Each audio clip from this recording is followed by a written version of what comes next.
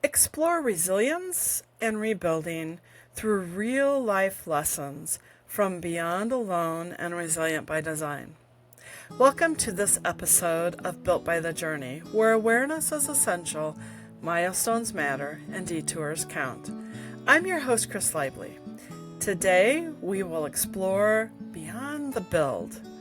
More specifically, the subject of Beyond Alone, where we explore what it means to build something extraordinary without losing yourself in the process.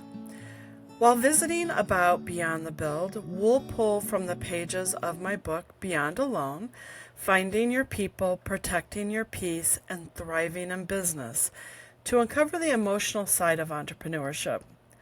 The part no one sees, but every visionary feels. This series is for the entrepreneur who have ever sat in a crowded room and still felt unseen, who have carried the full weight of their business alone, and who are now ready to do success differently. Here we talk about burnout, belief, and belonging. We unpack the loneliness that often hides behind ambition and learn how to turn it into awareness, connection, and sustainability. Because being alone isn't about doing less, it's about building better together. This week's Beyond the Build subject is alone in a crowded room. Being in a room where no one can connect with your commitment to your business or understand your decisions, as someone in a corporate or retail environment may not be able to. Here's my story on my experience with this.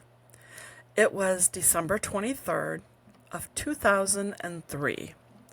I was standing in the middle of my tiny workspace, the glow of my computer screen reflecting off the last of the embroidered shirts, ready for pickup. It was nearly sunrise.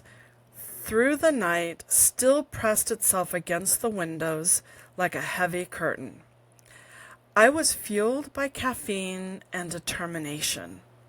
My body was tired, but my mind refused to rest.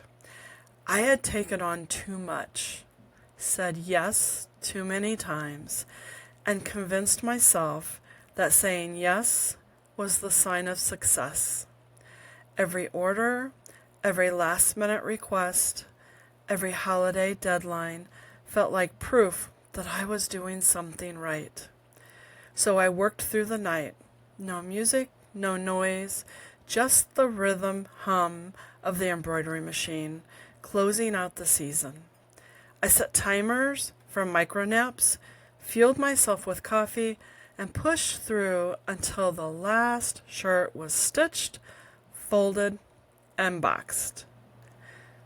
2 hours later, I was supposed to leave for one of our family celebrations. No nap in sight. The kids and their grandmother looked forward to that day all year. I couldn't bear to disappoint them, but I also couldn't admit to myself that I had limits.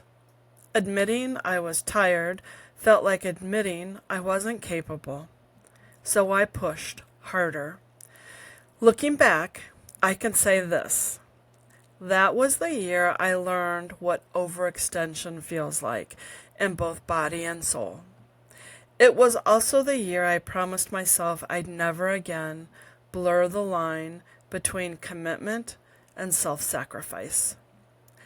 That Christmas Eve morning, I sat at the table, bleary-eyed but proud. I had done it. Every order delivered, every promise kept, and yet no one around me quite understood what that mattered so much. A relative grinned and asked, "Why didn't you just take a vacation day?" Vacation time? The word landed like a quiet thud. They couldn't have known. Entrepreneurs don't have vacation time. If we step away, the work waits. The orders wait. The vision waits. For most, it's an inconvenience. For us, it's the cost of the dream. No one in that room knew the private joy that came from surviving that night. No one knew the pride that lived quietly beneath my exhaustion. Years later, that memory earned a place on my journey board. Not because it was my finest hour, but because it was one of my most defining.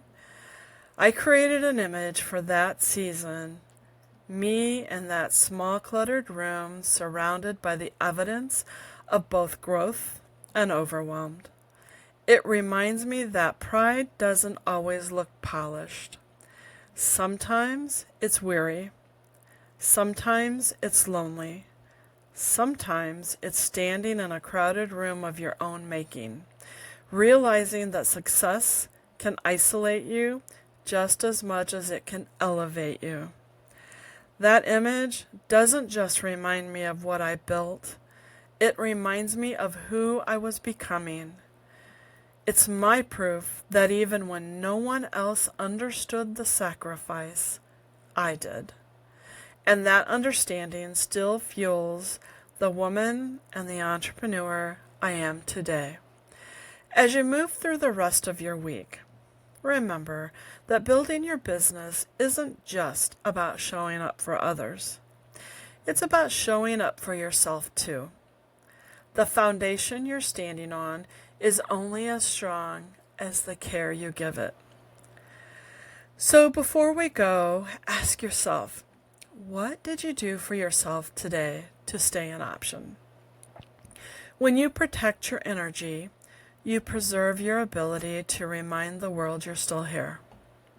Because the truth is, we can't remind the world we're still here if we've forgotten to care for the person who's reminding us.